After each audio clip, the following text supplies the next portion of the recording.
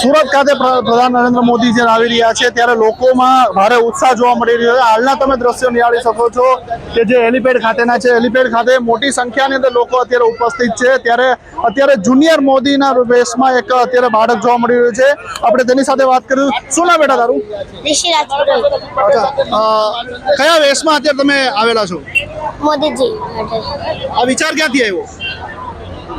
मोदी जी से मिलना है। क्या मोदी जी क्या क्या काम करते हैं? मोदी जी ने A to Z योजना बनाई है। कौन सी योजना?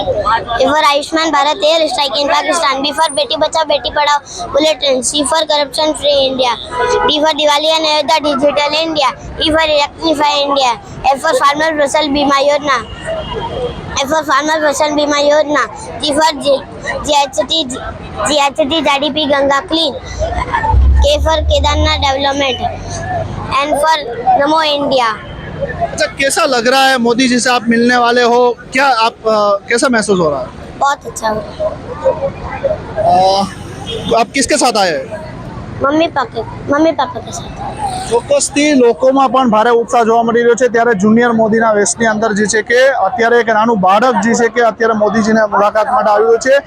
હાલ તો જે છે કે તમામ લોકોની અંદર ભારે ઉત્સાહ જોવા મળી રહ્યો છે। Jignesh Pandya, S9 news, Surat.